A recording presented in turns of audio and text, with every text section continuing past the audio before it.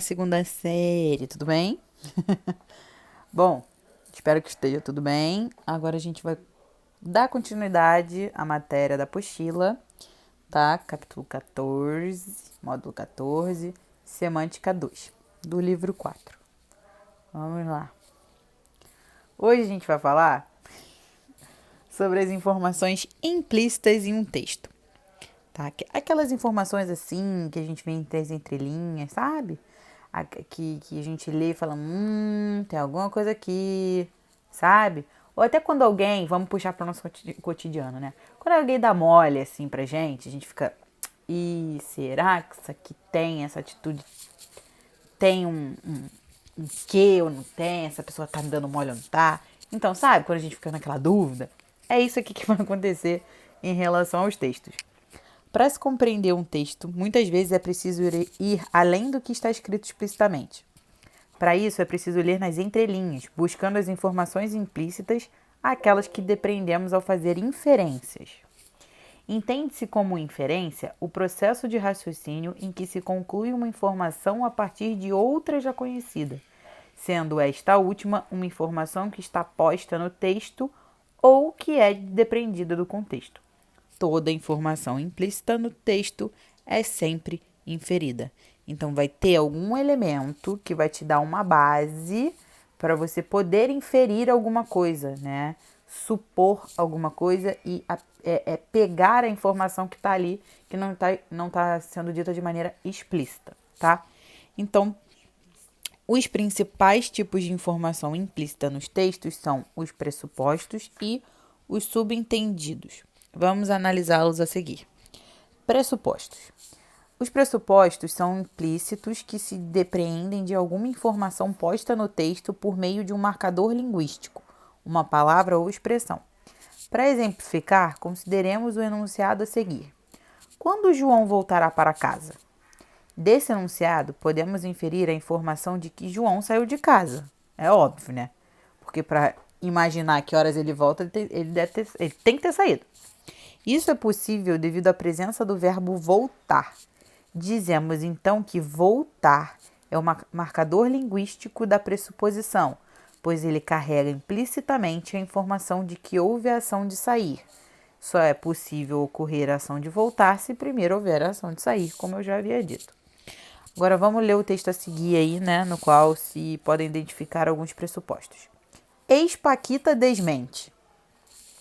A ex-Paquita Roberta Cipriani desmente rumores do final de seu noivado com Diogo Boni, filho do atual consultor da Rede Globo de televisão, José Bonifácio de Oliveira Sobrinho.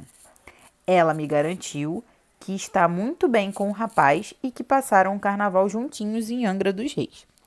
Nesse texto encontramos, entre outros, os seguintes pressupostos e seus respectivos marcadores linguísticos. No enunciado, a ex-Paquita Roberta Cipriani, qual é o pressuposto que a gente tem? Que ela já foi uma Paquita no passado. E qual é o marcador linguístico que traz pra gente essa noção de que ela já foi uma Paquita? Esse termo ex-Paquita. Esse prefixo ex marca algo que não é mais, né? Que nem o ex-namorado, que muita gente aí deve ter, né? E assim por diante. O enunciado, filho do atual consultor da Rede Globo de televisão. Qual é o pressuposto? O pai de Diogo Boni ainda vive. Então, qual é o marcador linguístico? O que traz pra gente nesse texto, pra gente entender que o cara ainda tá vivo? É justamente atual, né? A palavra atual. Por quê? O filho do atual consultor da Rede Globo. Então, ele ainda está trabalhando para a Rede Globo. Ele é, atualmente, ainda o consultor da Rede Globo. Por isso, o cara ainda está vivo. E esse é o pressuposto que traz pra gente, tá? E detalhe, essa ideia de pressuposto é baseada na análise de Lari, né? Em seu texto Introdução à Semântica, brincando com a gramática. Perceba que uma característica importante desses pressupostos é a de que o texto depende deles para ter lógica. Observe que os trechos a ex-Paquita Roberta Cipriani e filho do atual consultor da Rede Globo de televisão não fariam sentido no texto caso seus respectivos pressupostos não fossem tomados como verdadeiros Ou seja, se Roberta Cipriani não tivesse sido Paquita e o pai de Diogo Boni não fosse vivo, tá? Dessa forma, por terem de ser assumidos como verdadeiros para que o texto faça sentido, os pressupostos podem induzir um leitor desatento a assumir como verdadeiro um argumento com o qual ele não concorda. Como isso acontece? Para exemplificar, consideremos a seguinte situação. No julgamento de um caso de suspeita de roubos, o advogado de acusação pergunta ao réu: "O senhor parou de cometer roubos?" Essa pergunta, no contexto que é proferida, deve ser considerada capciosa pelo juiz do caso, pois ela pressupõe que o réu cometia roubos. Por que capciosa? Perceba que é uma pergunta cuja resposta é necessariamente sim ou não. E sendo assim, independente da resposta do réu, o pressuposto se mantém. Ou seja, é uma pergunta que faz com que o réu incrimine a si mesmo, sem que seja essa sua vontade, tá? Porque lá, se a gente perguntar, o senhor parou de cometer roubos? Se ele disser não, quer dizer que ele rouba. E se ele disser que sim, quer dizer que ele roubava. Então, realmente, é uma pergunta que encurrala a vítima, né? E não tem para onde ir, né? Diferente. Aí aqui, por exemplo, em um contexto em que fosse o réu, né, tivesse sendo, como é que se fala, contestado, né, e tal, e o cara é inocente, vem um advogado desse, faz uma pergunta dessa, e aí uma pessoa que é inocente acaba tomando a culpa por uma pergunta, na verdade, por uma pergunta maliciosa, né, capciosa, como disse aqui, né? Então, isso a gente tem que ter cuidado. A gente considera a ex-Paquita Roberta Cipriani e atual filho do consultor da Rede Globo como informações certas, que elas realmente são certas, elas acontecem. A mulher é ex-Paquita e o cara é filho real do consultor da Globo. Então, portanto, ter atenção aos pressupostos do texto é crucial para não cair em equívocos de interpretação ou intenções falaciosas arquitetadas por quem escreve. Leia e analise agora outro texto cuja compreensão depende da inferência de um pressuposto. Notícias do além. Aquele que morrer primeiro e for para o céu deverá voltar à terra para contar ao outro como é a vida lá no paraíso. Assim ficou combinado entre Francisco e Sebastião, amigos inseparáveis e apaixonados por futebol. Francisco teve morte súbita e, passado algum tempo, no meio da noite, sua alma apareceu ao colega. Nossa Senhora, Chico, você veio mesmo. Estou aqui, Tião, para cumprir a minha promessa, trazendo-lhe duas notícias. Então me fala. O céu é uma maravilha, um colosso, uma beleza. Tem futebol todo dia. E a outra? A outra é que você já está escalado para jogar no meu time amanhã cedo. Adorei. Se a gente perceber, né, do diálogo entre Francisco e Sebastião, pode-se inferir que o segundo já ia morrer brevemente, assim, né?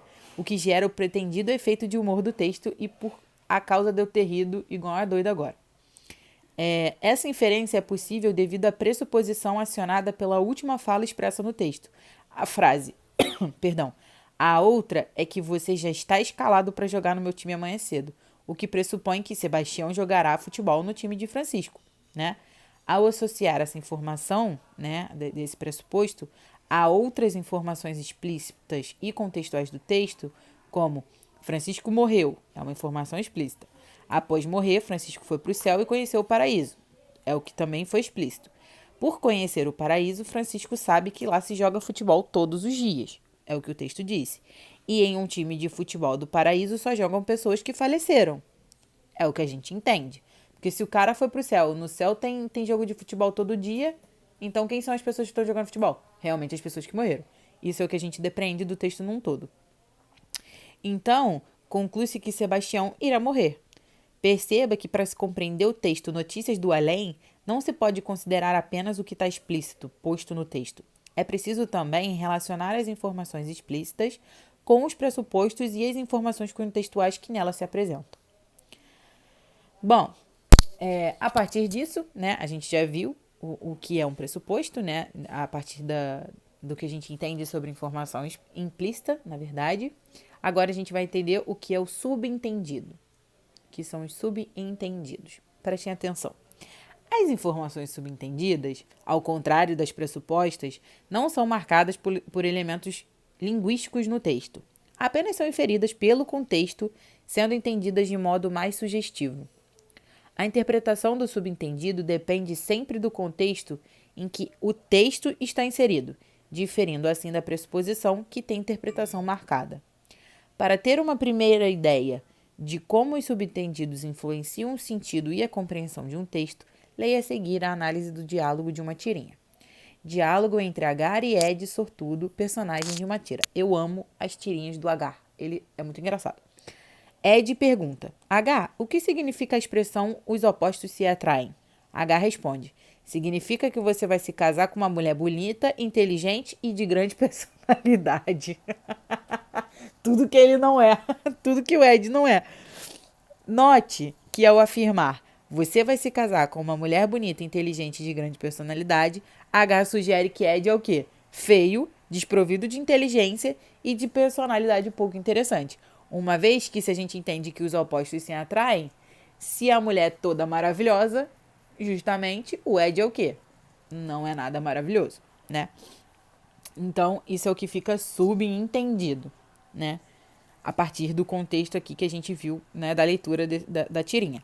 Essas informações sugeridas não são pressuposições, pois elas não são inferidas a partir de elementos que estão postos no texto. Trata-se, assim, de implícitos subentendidos, pois dependem diretamente do contexto e do conhecimento de mundo que Agar tem sobre Ed. Leia agora uma crônica cuja interpretação depende da inferência de informações subentendidas. Pai não entende nada. Um biquíni novo? É, pai. Você comprou um no ano passado. Não serve mais, pai. Eu cresci. Como não serve? No ano passado você tinha 14 anos. Este ano tem 15. Não cresceu tanto assim. Não serve, pai. Está bem, está bem. Toma o dinheiro. Compra um biquíni maior. Maior não, pai. Menor. Aquele pai também não entendia nada. A crônica tem como tema a adolescência e sua elaboração visa gerar humor. A interpretação do pai para o pedido da filha está relacionada à ideia de que, à medida que os filhos crescem, as suas roupas ficam pequenas e precisam ser substituídas por outras maiores. No entanto, no fim do texto, quando a filha diz maior não, pai, menor, é gerada uma quebra de expectativa com relação à interpretação do pai, pois a fala da filha aciona a informação subentendida de que o tamanho dos biquínis costuma diminuir à medida que as garotas crescem ou se tornam adolescentes. O famoso fio dental, não é mesmo? Uma característica dos subentendidos é que eles permitem que o sujeito que fala ou escreve sugira algo se escondendo atrás de uma informação, sem se comprometer com ela. Como exemplo disso, leia a seguir a transcrição de uma fala do ex-presidente do STF, Carlos Veloso, a respeito do ex-presidente do Senado, Antônio Carlos Magalhães, em que Veloso sugere que Magalhães não é uma pessoa de bem, mas sem fazer essa afirmação explicitamente. A fala foi registrada pelo jornal Folha de São Paulo em 1999.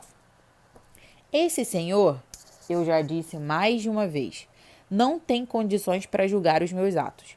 Não me interessa o que ele pensa a meu respeito. Interessa-me o que também já declarei, o julgamento dos homens de bem, nada mais. Ao declarar que não se interessa pelo que Magalhães pensa a seu respeito e que lhe interessa apenas o julgamento dos homens de bem, Carlos Veloso subentende que o ex-presidente do Senado não é um homem de bem, pois se o fosse, as opiniões de Magalhães interessariam ao ex-presidente do STF.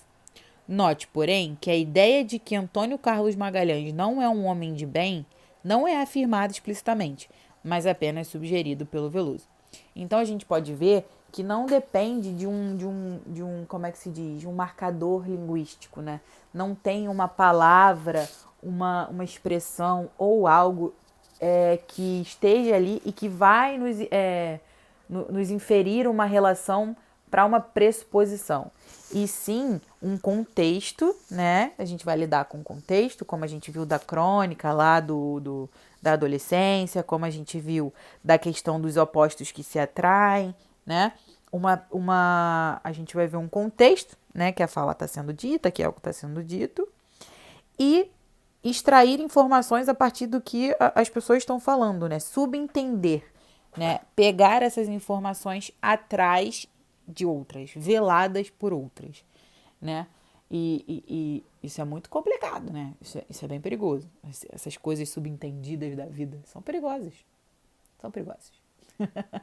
Enfim, para terminar, tem aí essa campanha aí, por exemplo, do... Agora eu não lembro que marca de carro é esse não, porque eu não sou obrigada. Eu não sei muita coisa de carro, não. Não sei se o seu... Não, é Toyota. Tá aqui embaixo, Toyota. Temos aí a imagem, o carro, né, da Toyota, e tá escrito assim: já não se fazem carros como antigamente. A natureza agradece. E tá lá, a New Land traz até você o Toyota Prius, o ícone dos automóveis híbridos e dos carros verdes no mundo.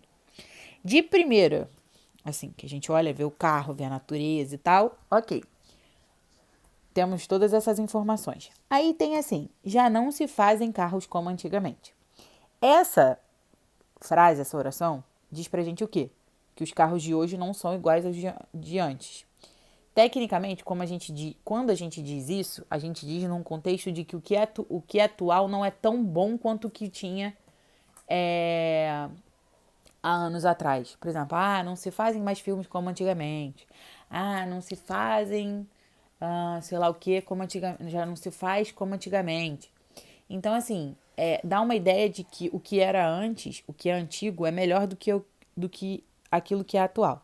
Só que quando a gente lê a segunda frase, a natureza agradece, dá essa quebra de expectativa.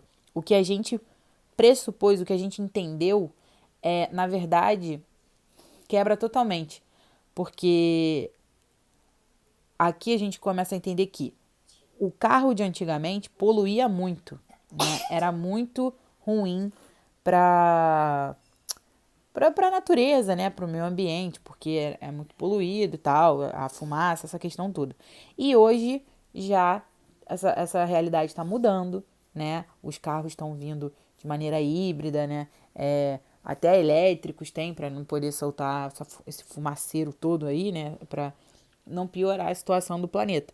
Então, por isso, a natureza agradece. Então, a gente já lê essa questão do não se faz carros como antigamente como sendo algo bom, né? E especificamente para a natureza, né? Porque a gente pode ver aí o verdinho e tal, a marquinha do carro, o símbolo do carro como uma árvore e tal, vem os verdinhos e não sei o quê, né?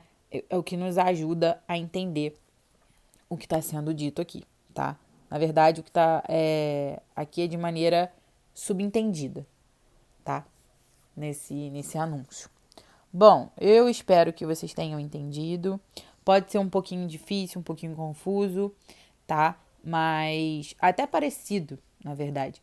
Mas tanto o pressuposto quanto o que está subentendido são formas de informações implícitas que a gente vê nos textos, né? E saber interpretar é muito importante, tá bom? Beijo, até a próxima aula.